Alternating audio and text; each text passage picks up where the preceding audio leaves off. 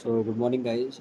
Today in this video we will see the Hamas conflict and all from starting from the very basics. So it all started long back when the Ottoman Empire had collapsed. Okay, so we will start this conflict between the Israel and Palestine long back from the Ottoman Empire, and we will go through World War One, we'll go through World War Two, and we will see different declarations signed by US. Then we will see different proposals by UN and how British invaded and played a main role in the division of the states Israel and Palestine.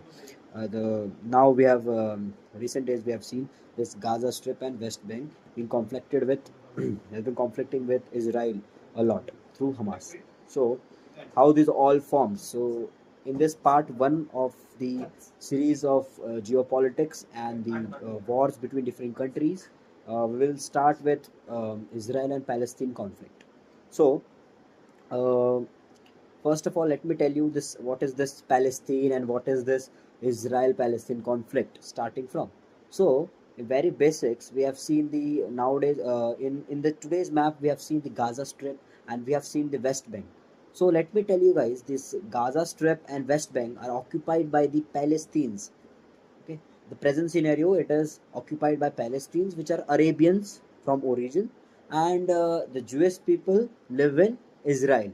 Okay, it is a Jewish state. So how it formed, how did it got it independence from Arab nations, how it get separated, and what all things happened, we will quickly and will in detail we'll look into this matter, and we will come to the conclusion. Okay, so we'll come to the current updates till now. Fine. So, what is the root of this conflict? So, let me tell you first that what happened. What happened in the before early 90s. What happened is we'll go back into the Ottoman Empire and how it collapsed. We'll look into. Okay. So, what are the root of conflicts? First, we'll understand the term Zionism. What is the Zionism? So, Zionists are the people who are the nationalist leaders among Jewish people, and they started the revolution for their own stake, for their own state, for the people of Zionism. They started the historic revolution we have all seen. So it is the main reason of the Israel and Palestine conflict. So there are three basic reasons of this conflict. First is the Zionism that I told you already. Nationalist movement emerged in late 19th century among European Jews, and their core aim is to establish and support a Jewish national home or state in the historic land of Israel. Okay, the second main reason is the movement for a Jewish homeland. Okay, their actual movement after their thinking, after their intellectual thinking, after the discussions, they have moved and they are actually did that thing. So that caused the conflict. And third is the Arab nationalism, the patriotic emotions among the Arab nations, among the neighboring nations of the Israel. That time, British Palestine we called it, and this Arab nationalism came into wars and all against this Israel people, against the Jewish national people, nation people, Jewish state people, and which we have seen this till this date. Okay, so what happened during early 90s? Jewish community by Zionists started to immigrate in large number in British Palestine. It was originally controlled by this Palestine.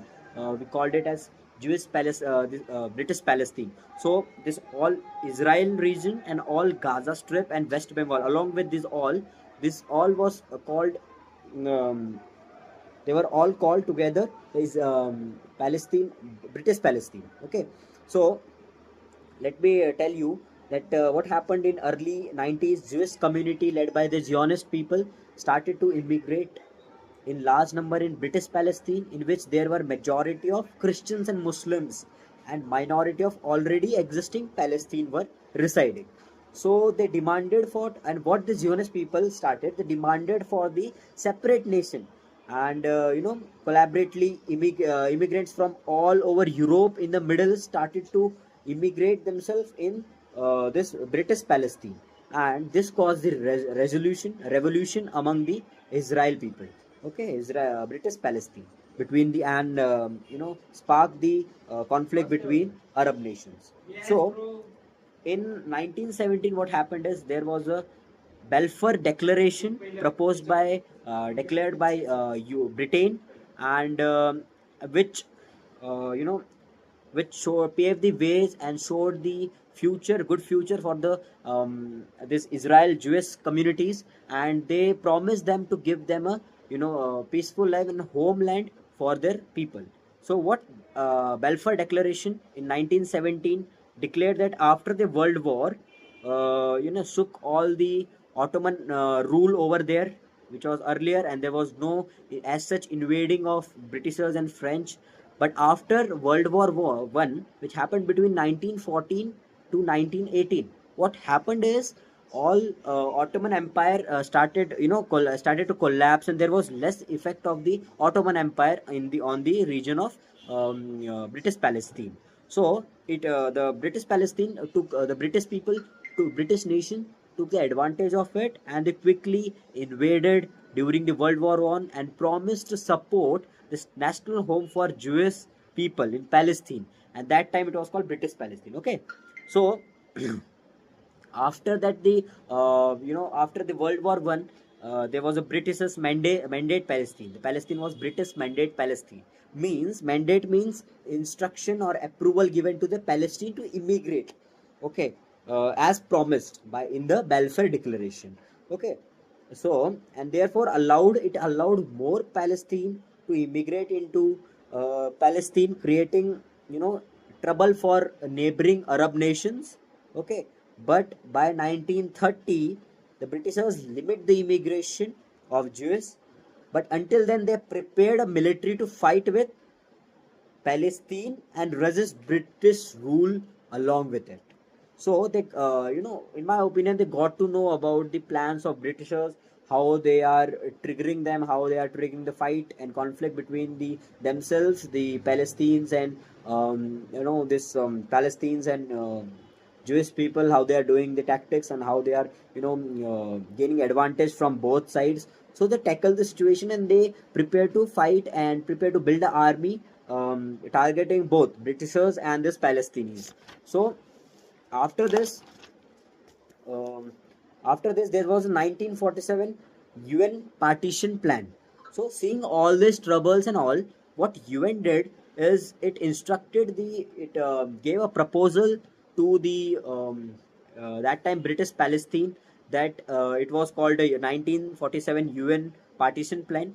According to it, it approved a plan to divide this British Palestine into two states, promising a Israel to give its state and Palestine to get the independence. Okay, so it could satisfy both the reasons. So it was it was you know it was firstly gotten accepted by these Zionist leaders, which was Jewish people, but it was majorly rejected by these Arab leaders, and they saw it as a liability of capturing by as the Palestinians, as the Zionist leaders were going to capture their land, which was preoccupied the years later of their by their bloodshed and all.